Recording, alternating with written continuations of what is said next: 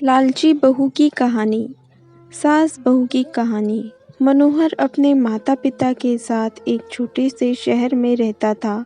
वह एक कंपनी में काम करता था, जिसके पैसे से वह अपना खर्चा और अपने परिवार का खर्चा चलाता था। कुछ वर्ष बाद मनोहर की शादी हो जाती है। उसकी पत्नी का नाम रिया था। रिया एक बहुत ही लालची किस्म की औरत थी। रिया को जब भी पैसे मिलते थे तो वह तरह तरह के कपड़े और गहने खरीद लेती थी। जब वह भी किसी भी समारोह में जाती थी तो हमेशा नए नए कपड़े और गहने पहनकर जाना चाहती थी। जब उसके पास नए कपड़े और नए गहने नहीं रहते थे, तब वह अपने पति मनोहर से जिद करके खरीदवा लेती थी। उसकी लालच से उसका पति भी तंग आ गया था।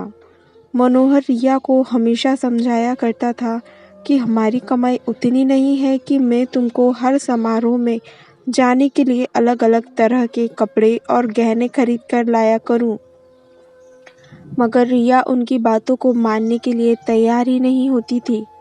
एक दिन जब रिया किसी समारोह में गई थी, तब उसकी एक सहेली मनीषा उसके घर पर आई।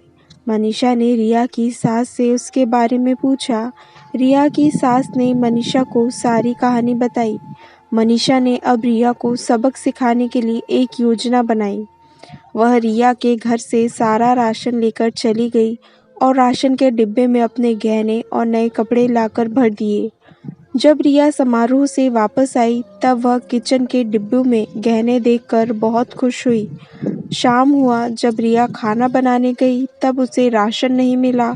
तब वे अपनी सास से पूछा, सारा राशन कहाँ गया? उसकी सास ने जवाब दिया, मैंने सारा राशन और घर का सारा सामान बेचकर तुम्हारे लिए कपड़े और गहने खरीद लिया है।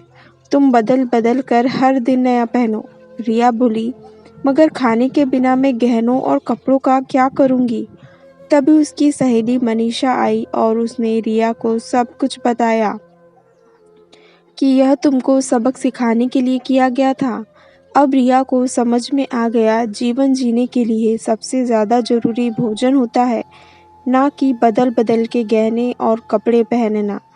रिया अब अपने पति के कमाई के अनुसार ही सारा काम करती थी और वह खुशी खुशी रहने लगे। आपको कहानी पसंद आई हो तो वीडियो को लाइक कर चैनल को ज़रूर सब्सक्राइब